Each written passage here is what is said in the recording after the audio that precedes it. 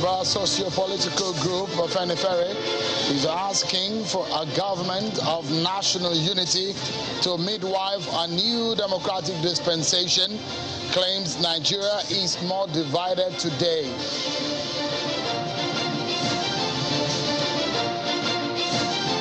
And letter indicating presidential ambition of former Ogun State Governor Bikunle Amosun was read on the floor of the Senate, where Minister of State for Education Emeka Nwajuba's supporters picked nomination forms for him.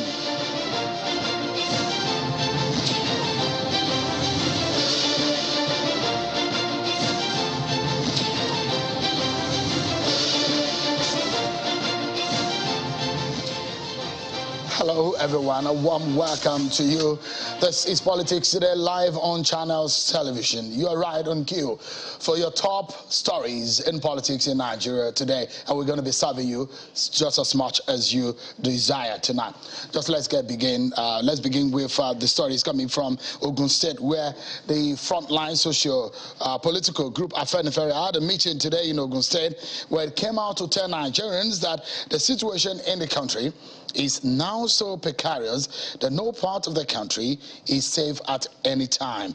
The meeting, which held at a country home of the action leader, Chief Ayo Adebanjo, in Isaya Ogbo, Ogun State, resolved that Nigeria is more divided today and there is a need to set up a government of national unity. Afenifere says such a government of national unity is to tackle the insecurity problems and midwife a new democratic government. The group is reiterating its position that restructuring of the Nigerian state must take place before the 2023 elections. It also recommended that states that are ready must be allowed to establish their own police forces. The performance of Amotekun, according to Afenifere, it says that the Amotekun security network in the southwest, in conjunction with the Nigerian police, has shown clearly that all criticisms against state police are unfounded and self-serving. So you can see the outcome of the meeting of Afenifere recommend that states that are ready must be allowed to establish their own police. The performance of Amotekun security network in the southwest, in conjunction with the police, show clearly that all the criticisms against the state police issue are unfounded and self-serving. Also, they said that the country is in a more divisive state, advocating a government of national unity, and saying that kind of government will midwife a new democratic government. Those are the positions of Afenifere today. Right, tonight, we shall be looking closely at the intentions of those who want to be Nigeria's president. And I have two prominent ones for you tonight. So stay with me, because we're not only talking about the ambition and intention, they are going to be proffering solutions to the problems of Nigeria. We're all seeking solutions, isn't it? So stay with me, everyone. It promises to be yet another engaging conversation. But let's check out some of your political roundup stories.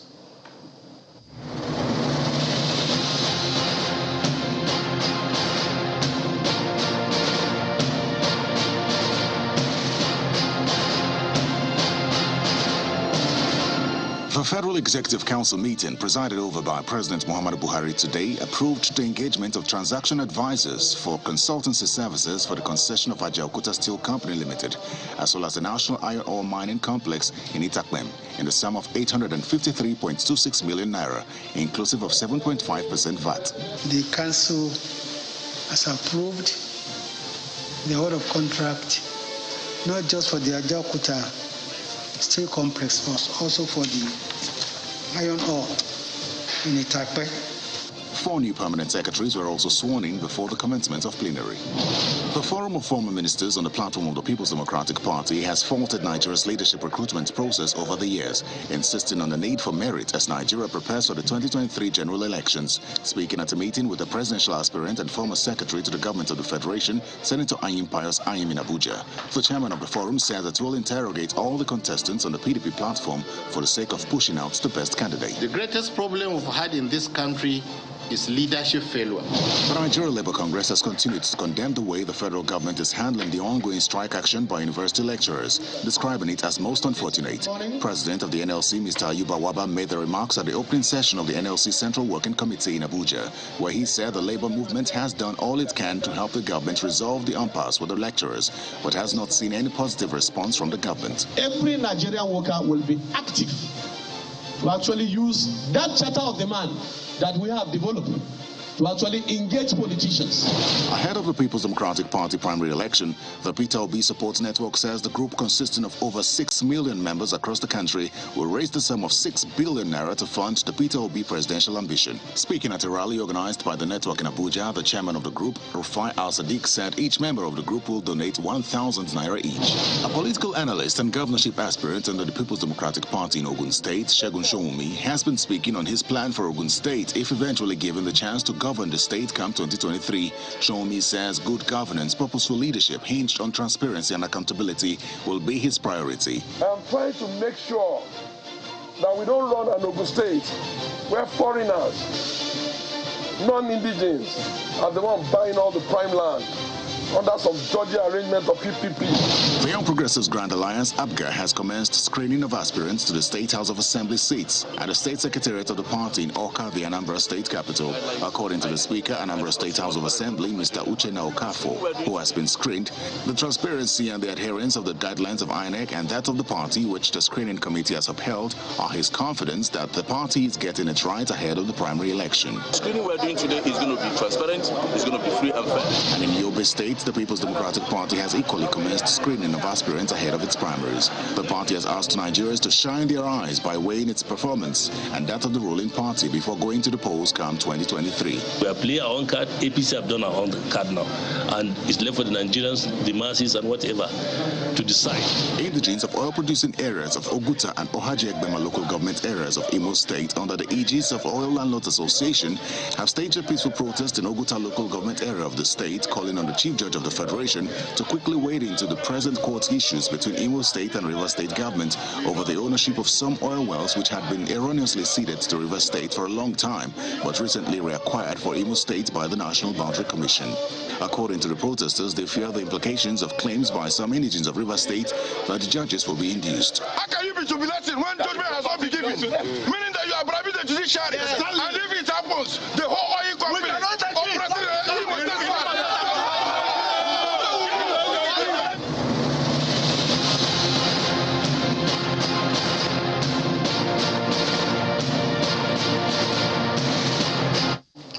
Well, let's tell you that the former governor of Ogun State and sitting senator representing Ogun Central Senatorial District has declared his intention to run for president of Nigeria. His intention was announced on the floor of the Red Chamber today when the letter he wrote to the Senate was read by the Senate President Ahmed Lawan.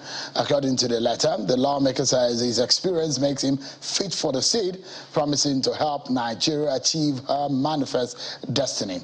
Meanwhile, the Minister of State for Education, Mr. Chukwuemeka Nwajuba, has equally declared interest to run for president.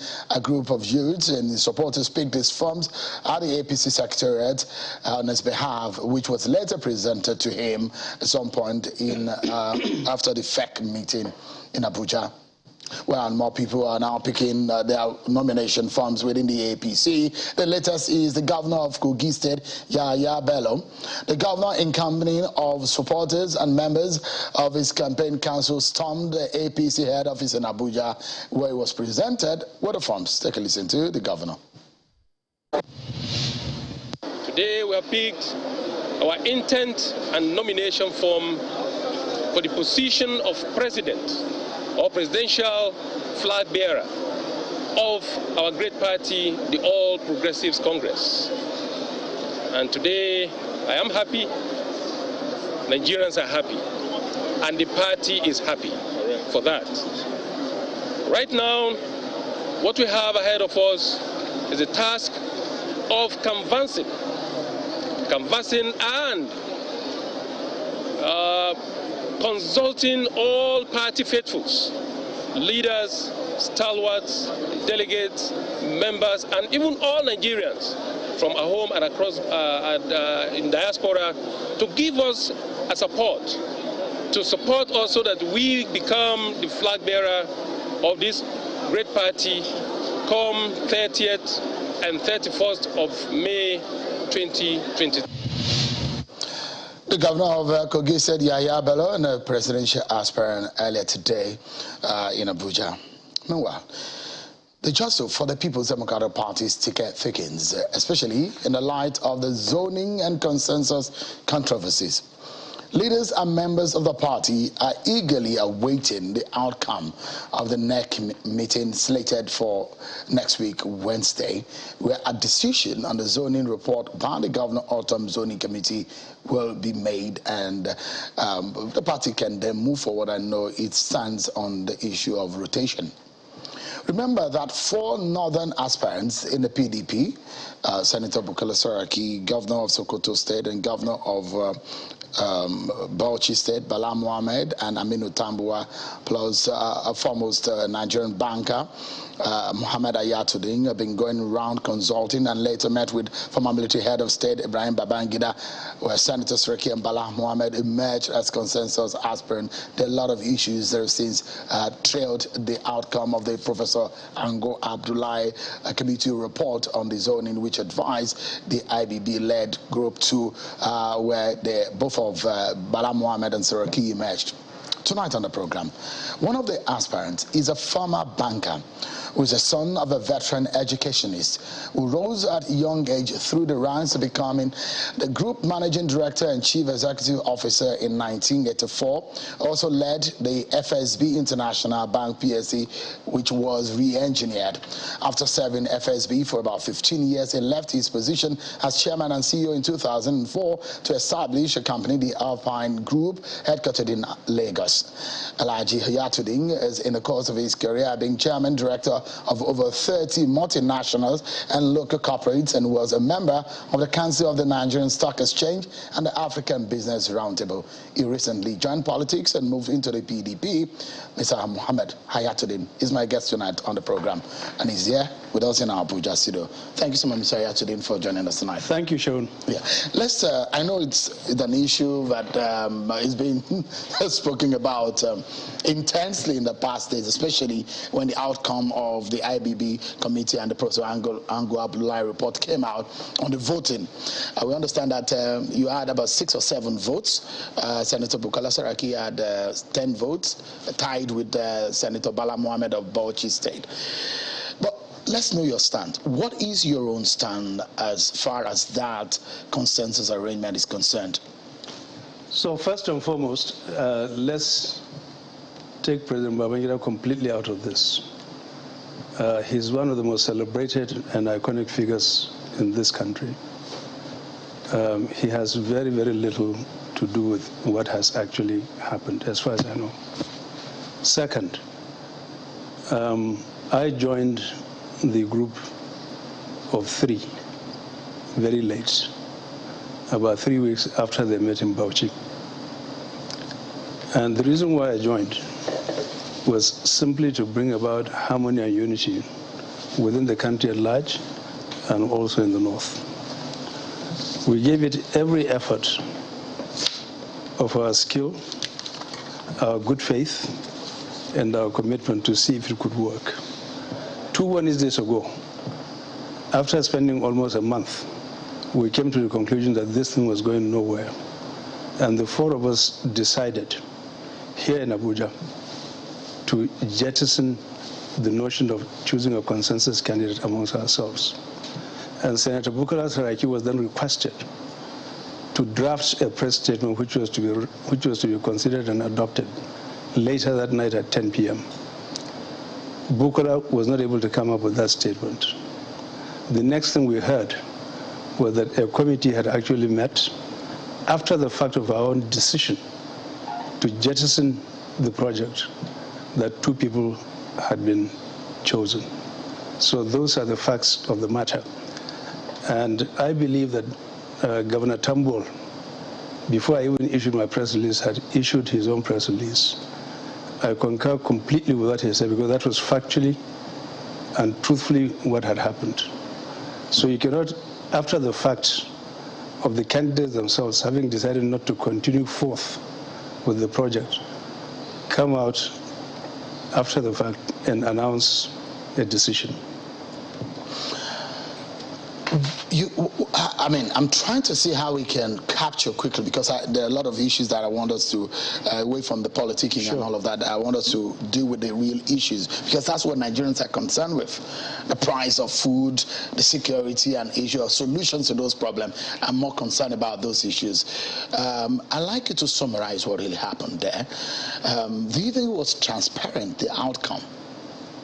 I'm not talking about the process, but the outcome that delivered Saraki and Bala Mohammed. So I don't know who Professor Ango met. I don't know what criteria they adopted. We were never called into any meeting to meet the quote-unquote committee of elders. And an announcement was just made before us. That's factually what happened. So one can say, from your own standpoint and that of Governor Tambuwa, the process was not transparent? It was opaque and not transparent. You think we were played out? I wouldn't say that. As honorable people, you don't use those kind of adjectives. But all I know is that it wasn't a fair, equitable, and justifiable process. Have you been able to speak to President Babangida afterwards? I haven't. Have you moved on from that process? Everybody moved on from the night that we met, that the thing had collapsed and that everybody was now free to actually prosecute his own campaign to a logical conclusion. However, we all agreed that given the kind of fraternity that had more or less been developed amongst the four people, that from time to time we should be involved in consultations, and somewhere down the line we may still come together either before or on the floor of the convention, because only one person in the whole of Nigeria within PDP can emerge as a presidential candidate. Did you regret going around? It was a painstaking effort. It was, you had a very tight schedule. Did you regret being part of that process that eventually did not work out? That's an excellent question. It's a double-edged sword. On the one hand, remember that I'm the baby of the house. I joined the party. Maybe not in terms of age, but in terms of your time of coming into politics. Absolutely. You're an outsider, a newcomer. I'm a brand newcomer, and therefore I was launching my own campaign, making a lot of progress, developed tremendous momentum, and my momentum was broken. So in that sense, it wasn't the nicest thing for it to happen. On the other hand, I've accumulated a lot of experience, become wiser, become better, and known the three of them. So next week, Wednesday, the party will hold a NEC meeting to ratify or to discuss the Governor Autumn Zoning Committee report. What are your expectations of that meeting? I'm not so much concerned about the meeting as what should be right.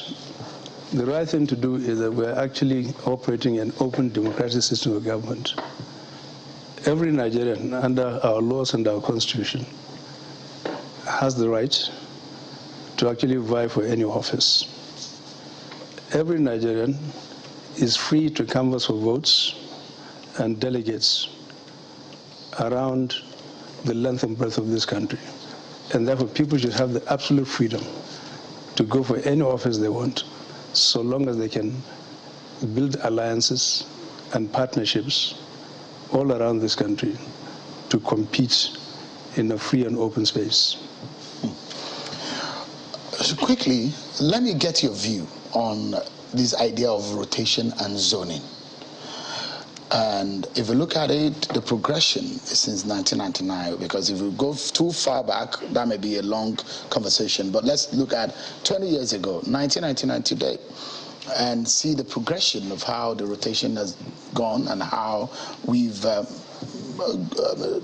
journeyed through the times. Where do you think fairly the next president should come from in terms of equity and justice? The best man who possesses the best credentials should be elected president of this country, because we live in extraordinary times, and extraordinary times and conditions demand extraordinary leaders. It doesn't matter whether the shade is either blue, green, white, or black. For me, I think we've developed as a country thus far, and we've gone past the stage after 1998 and 1999. That's almost a generation. I think this country should actually come together to focus on those issues that are far more important to the welfare and prosperity of the Nigerian people. So I think order of merit. Other than where anybody comes from? Absolutely. But I mean, would that satisfy the concept of equity and fairness? It will. Have you heard what people from the Southeast extraction are talking about? I heard and them. Even people from the North Central? I heard them loud and clear. You don't think it's justified? It's not justified at all as far as I'm concerned. Why? Why? Because maybe the lessons of history has prejudiced people's minds. It doesn't matter if Mohammed Hayatu-Deen is voted into office and he's not fair-minded, he's not a man of character, he's of no use to his own people, that is the Borno people or the northern Nigerian people or to southern Nigerians. What we have seen time without number is that if you ever make the mistake of actually going for leaders who do not meet the acid test of leadership, you cannot expect the different set of results, even if it's from your own village or your hometown. That's my fundamental belief. As far as Mohammed Hayatu-Deen is concerned, forget rotation, forget zoning. Yes. Just go for the man who can get the job done. Absolutely. And let's talk about whether or not you have those qualities that ticks the box on as this job demands, the job of the number one citizen in the land. First and foremost, you're an outsider. You've been a private sector person all your life. You've been in business, you've been in banking for several years. But as an outsider, there are a lot of prejudice that you don't have, people like yourself don't have the requisite experience in politics to be able to meander to the very murky waters of politics. Okay, so again, if you go back, Sean, you go back in history around the world, Warren Harding, who was elected to U.S. presidency in 1920, was a publisher. Herbert Hoover, 1928, was a mining magnate. Harry Truman was in mining and oil. The two Bushes were both businessmen before they went into the politics. Donald Trump, more recently, has never contested for any elective office. Hariri, if you recall, the Prime Minister of Lebanon, who turned that country around, was a billionaire businessman. In other words, leadership and management principles are universal. Not minding whether it's a public or private sector. Absolutely. You know, you just adapt those skills to the demands of a particular profession and assemble an excellent team of men and women who have diversified skill sets to be able to deliver on the mandate that is required. For those who have been hearing about Mohammed Hayatu-Deen and tonight, they listening or watching you tonight, yeah. What do you think that you imagine that you possess that makes you stand out as a candidate that would be best fit for the presidency of Nigeria? Okay, so the thing is, again, we take lessons from history. At any particular moment, countries go through various moments of opportunities and challenges. If you recall, France needed Charles de Gaulle. England needed Winston Churchill to avoid being defeated in the war. General Yakubu Gowon was required to prosecute the civil war, and being a very good Christian, was quickly able to stabilize our entire polity and bring all of the Southeasterners back into the mainstream of society through his policies of reconciliation, rehabilitation, and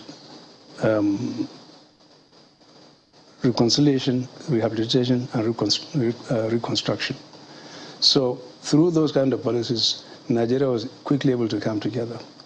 At a great moment of crisis, when this country was also at a tipping point, Murtala Mohammed, in 6 short months, was able to restore a lot of confidence into our society and bridge our divide. What do I bring to the table?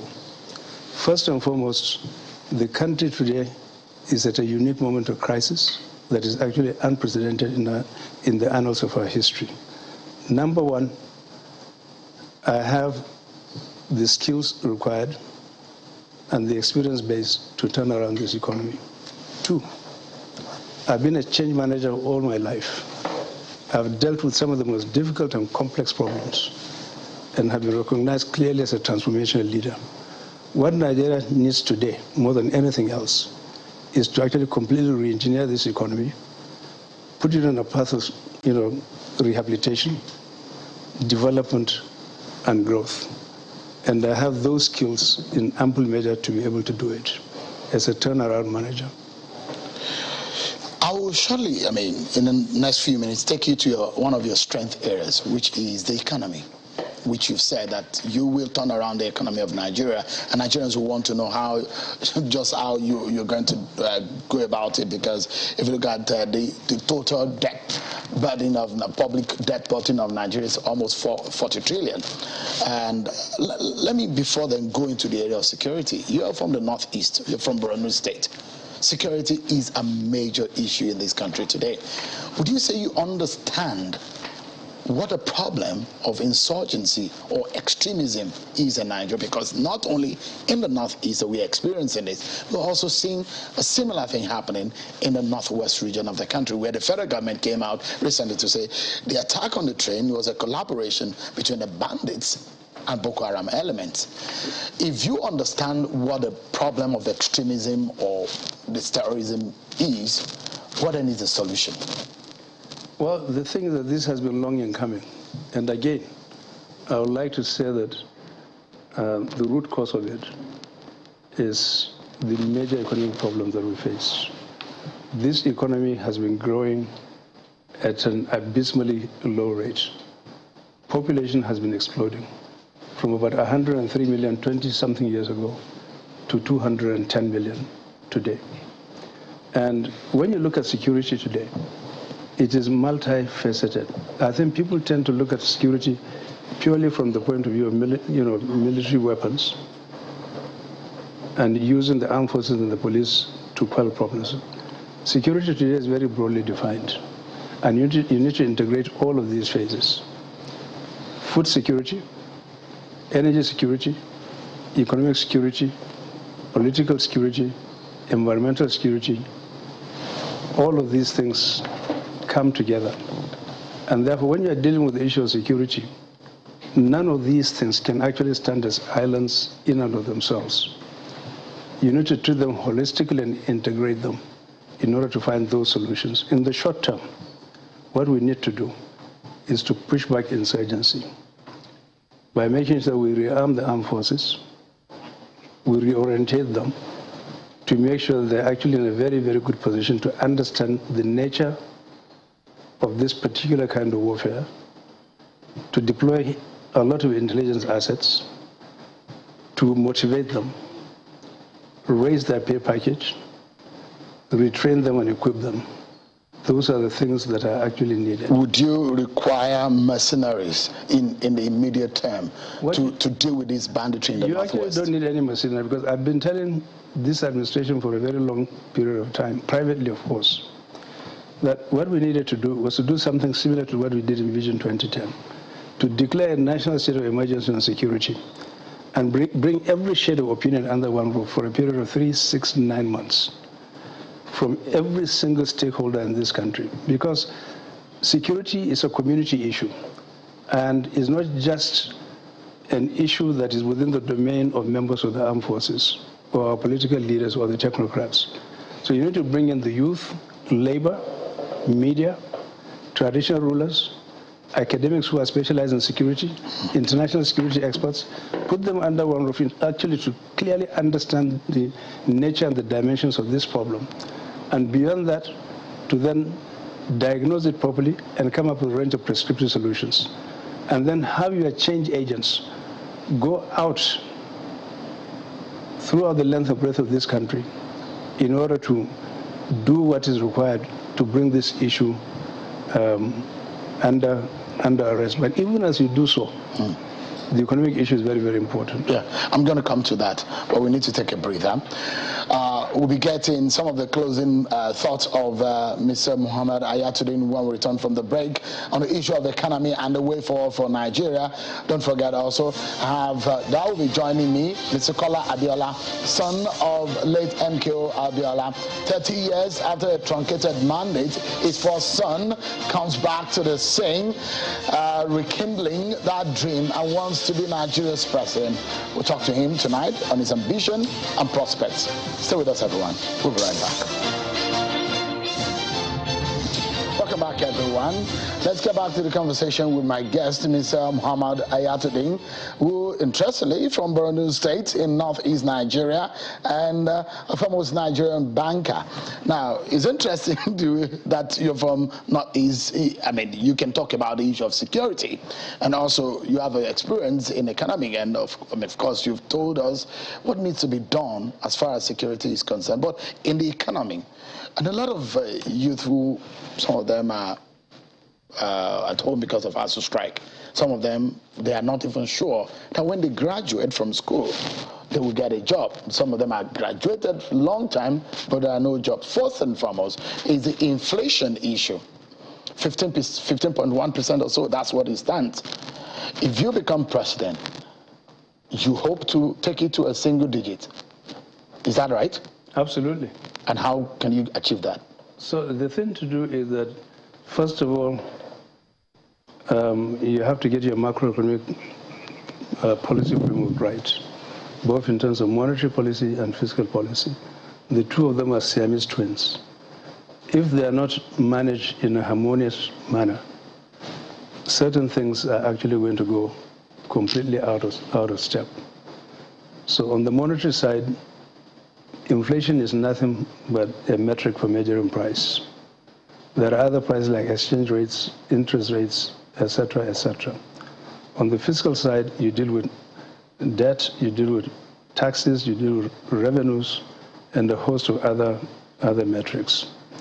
So in order to bring about macroeconomic stability, you need to craft a very clear set of policies that are designed to bring all of these things into balance. Where do you think we're getting it wrong? We're getting it wrong because I think you do not have, first of all, I think vision is important. I'm not sure that we are actually anchored in the right kind of vision. Number two, I believe that you require economic managers of competence and distinction who actually understand both the theory and the application of economics. You require excellent financial engineers, and amongst them, you require collaboration. Where there's no collaboration, everybody is going off at a tangent. What you do is that the bottom is going to fall out of you. And perhaps where we anchor tonight is on the issue of unemployment and how we can create jobs. Now, unemployment rate from 2015, we stood at about just slightly over 8%, is now way over 30%. How much of jobs can you create in Nigeria to reduce these very alarming figure of unemployment rate? So I would say in about 3 years, the unemployment rate should be reduced to about 10 to 15%. How do you do that? Within 3 years. What you do is that you actually open up the economy. First of all, confidence is very, very important. You need to create confidence in the ability of entrepreneurs and investors, both within the country and outside the country, to actually create national output and grow it.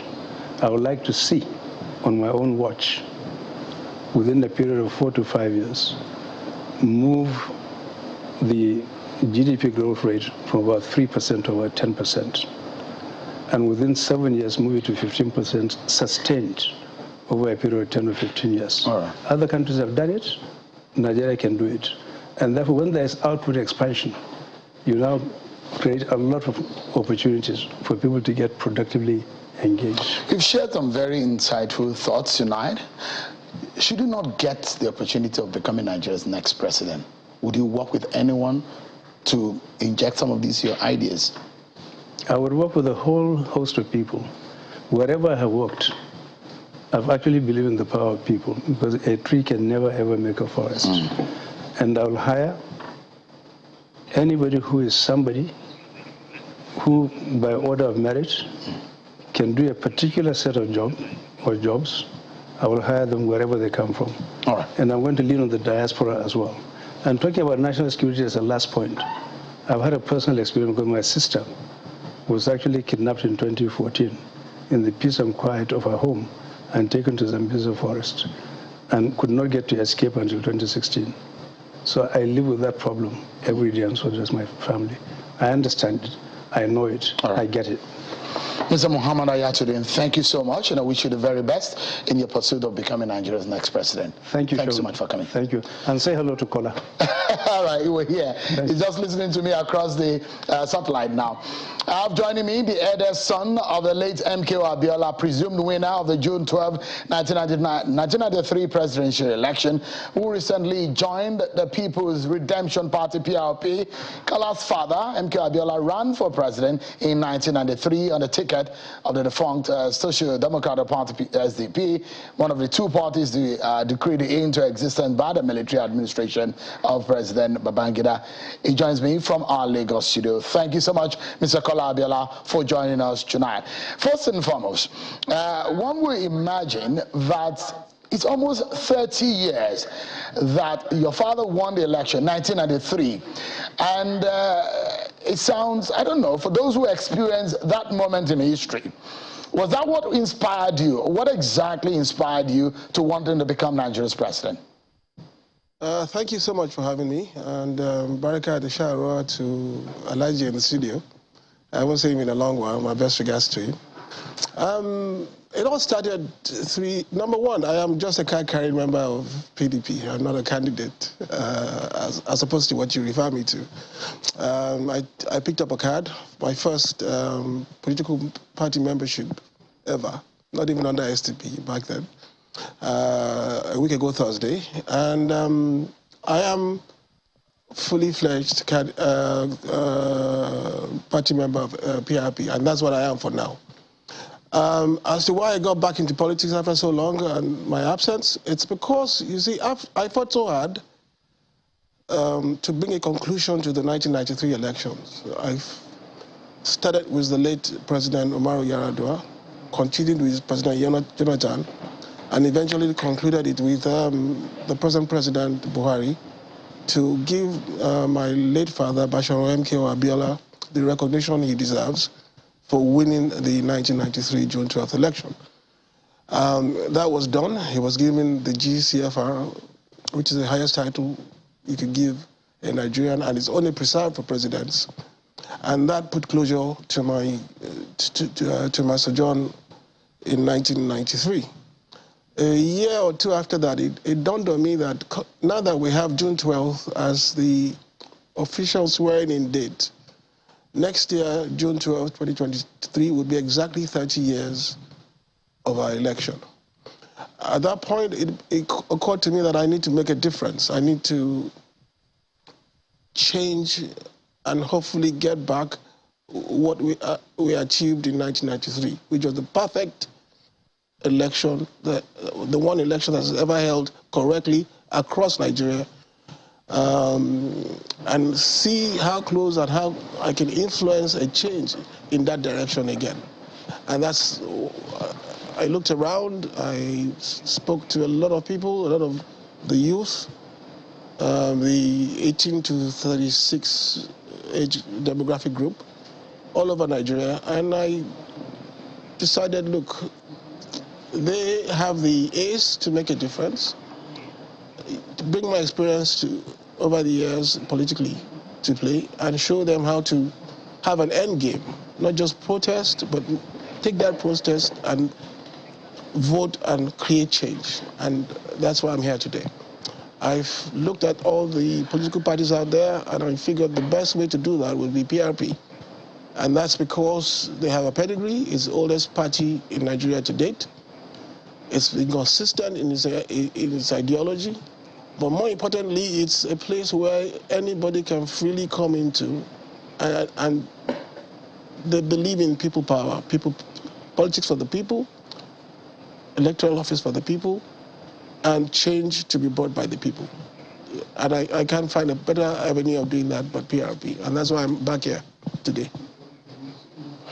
Yeah, so I was going to ask my next question, your choice of PRP, but you've simply answered that, because one we wonder that why not the SDP, where your party, the platform your father used several years ago, over 30 years ago, to win that election, because for a lot of people who have followed the politics of Nigeria since that time, we naturally may be able to remember or key into that agenda. Why not SDP as against the PRP? Thank you. One of the cardinal points I bring to the table is I want to positively disrupt the political space. And by doing that, I want to lower the barriers to entry as much as possible. The godfatherism, the use of the role money plays, and the role big names play in politics. Now, one thing I learned back in my days with SDP, the old SDP, and the PF group, led by the late General Shehu Yaradua, it's not about the names you hear. It's about the people that can deliver in their constituencies. There were so many people in that group those days that didn't have the name, didn't have the newspaper names, but actually pulled a lot of weight in their communities. And going back to that theory, I didn't see the SDP of today doing the same. It's still the same old names come together under that umbrella and still playing politics as they know how. I am looking at a system that allows us to really disrupt and change the mindset. They still run, and that just not applies to them, it applies to all the parties. There's still this mindset of this is how we do it. And with what I'm trying to achieve, that mindset has to change. And for the youth we're appealing to, I must give them the option to free fall into it and actually go and find their feet. And nothing would encumber that.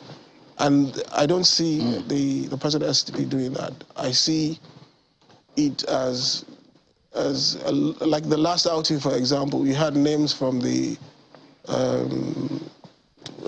from way back in the IBB era trying to run for office. What are they going to bring that's new to this set of our kids or the youth of today? And it's still a lot of names and names that I'm not sure that can even deliver what these kids expect or what the youth expects. And that's why I'm not there. Let me jump in quickly, and I'd like to ask you.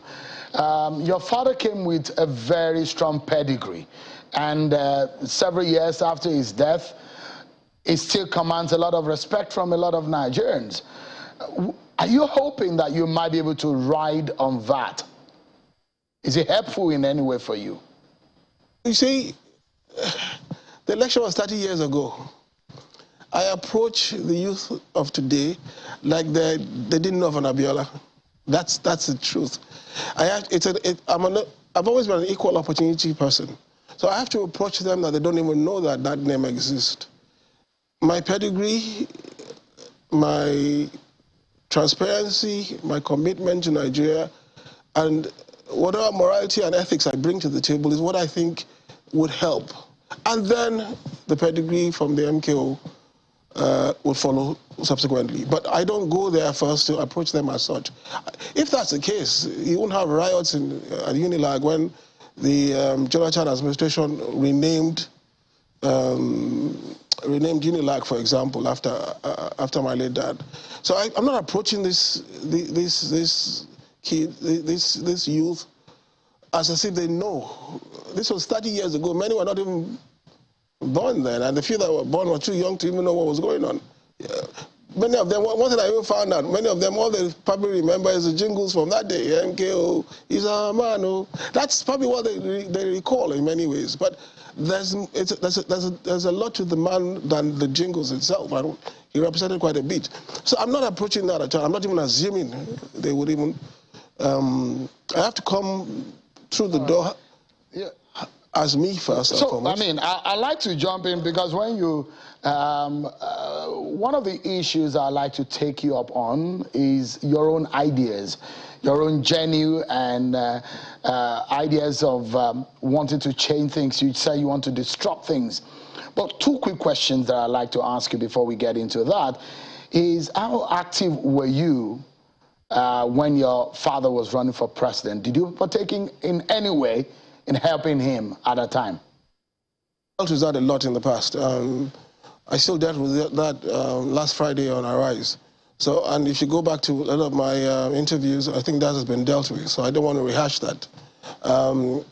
We don't have enough time to start going through that, but anybody who is a player, anyone who is a player today, politically, back then, in no doubt, will testify to the role I played. That's all I can tell you for now. But I've dealt with that exhaustively, you know, in prior interviews. So I want to move on from that. Going back to your earlier question, it's not about that now. It's about where we are now, where we move forward, and what impact I will make.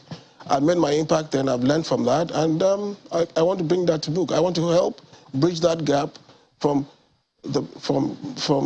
protesting and being aggrieved to helping you, show you the way to the end game, and which is making sure that your votes count, not just your voice.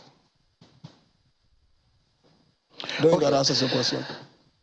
Again, it does look like the Abiolas are now this season very active. Rinsola, I know, is a very strong member of the APC, wanted to be the youth leader of the APC. Your sister Hafsat Costello is the Director General of the Yaya Bello campaign organization, and that organization is using a Hope 93 mantra, which was used many years ago with the MKO Abiola campaign. How does that come to you, though? See, I have an older sister who was in the House of Reps earlier on. I have another sister who is an active member in APC today.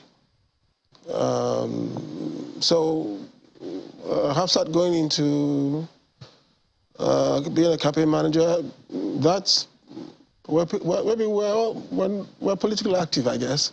But we all won't sleep with our heads facing the same direction, so to speak. So I have no problems with that. If they're going back to Hope, which is 30 years ago, it only goes to show that something was done right by me 30 years ago, or 29 years ago. So I'm not, it's just another accolade for me, actually. That's all I can say. But I'm not even approaching that. What Nigeria needs today to go forward is first and foremost a unifier. Somebody who the electorate, the youth, see as a true Nigerian, first and foremost. And that would, Nigeria in turn gives hope that the future can be better than the past. It's not too late to hold them by the hands and say, look, we haven't failed you as such, but we can make it up by you collectively coming together with the little guardians to making sure that your votes make the difference going forward. You are 50% of the population to date. 0 to 40 is 80% of the population. 40 and above is only 20% of the population today. So that 20% on its own cannot make an impact. But if this group comes together and exercise the right to vote, not just vote, but also get involved, get into elected offices, get into, not just participate, monitor, you will see that policies for them will come because the politician will be, and the leadership will be held accountable. That's my own drive. And that is, if you call that,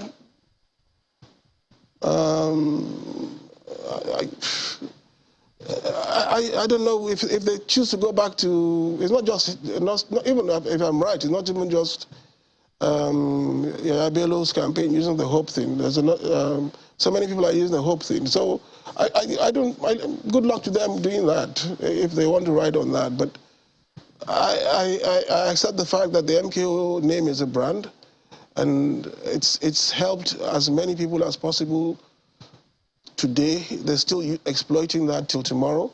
And fine, but like I said, the good kid has a lot of fathers, so that's okay with me. But I am a custodian just of the family. Get your understanding of the nation's problem, because I always ask this question, and that is, if there is one major or perhaps the biggest problem of Nigeria, in your own view, what would that be? Period.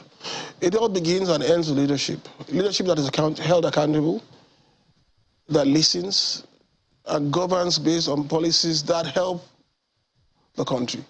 Now, because of the way the system is today, the leadership is not accountable to the voter because they don't need the voters to get elected. And they don't care what we think, basically. And it begins and ends with good leadership. Everything was good, it begins and ends with that. Foresight, policy, not that you get to government and start looking for your 6-point, 7-point agenda. You must know what you want to do before you get there. You must know what right buttons to check. You must have a priority of things to be done.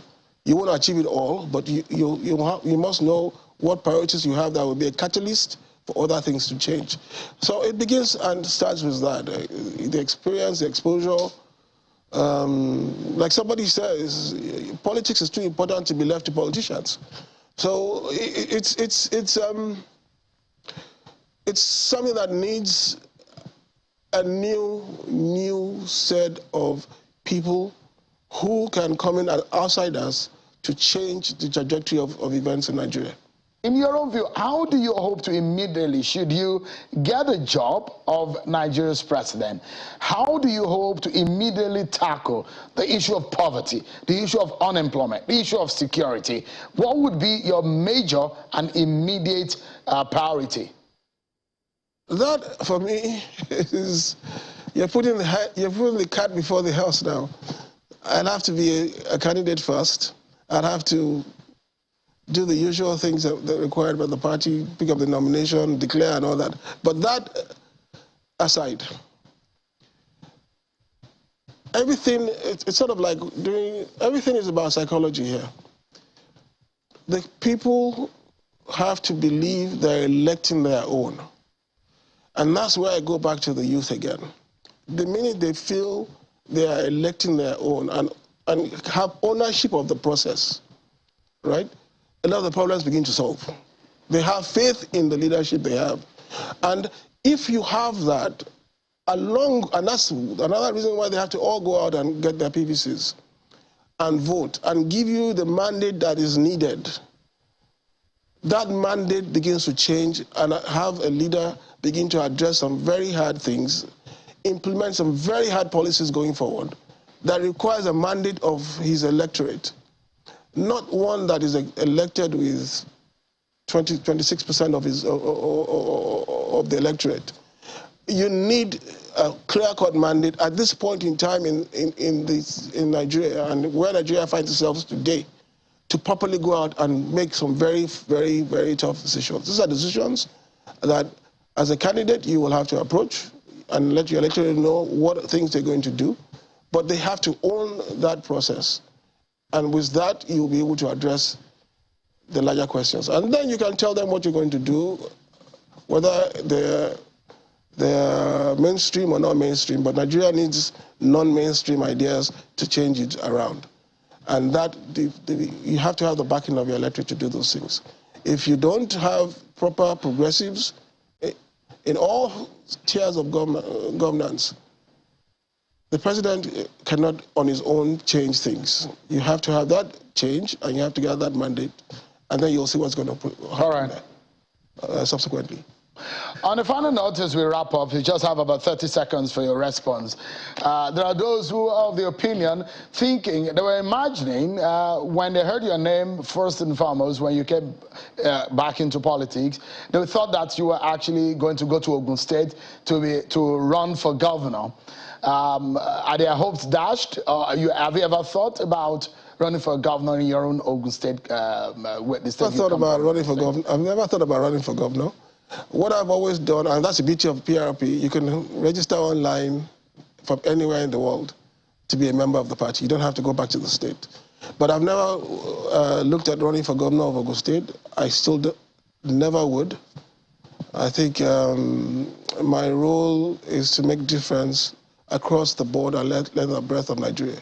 What I'd want to do is appeal to my youth, to my children, their age groups, all over the world, to come out. Please get that BBC vote. Your influencers, your role models in the sports, music, film, production, come out. Please encourage them to get these PVCs.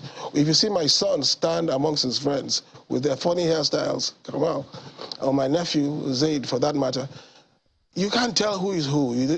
But they have a common thing going for them. If David O and Flavor come together, it's a talent that brings them together, not where they come from or who knows who. We need to get Nigeria to that point, that they are blind to these differences, and then collectively come and make it a difference. This group of people, this demographic group, will give us that, and we'll be a better country for sure. All right. Mr. Kola Abiola, the first son of MKO Abiola, who is running to get a ticket of the PRP, the presidential ticket of the PRP. And I wish you the very best in your pursuit of that. Thank you so much indeed for talking to us. Eventually, we'll have a proper discussion. When I do that, if I do, we'll have a proper discussion then. Okay. Sure. We'll get it back into the studio. Thank you so much for coming tonight. But that's our show for tonight, everyone. Many thanks for watching. I'm Sean Okimale. Bye for now.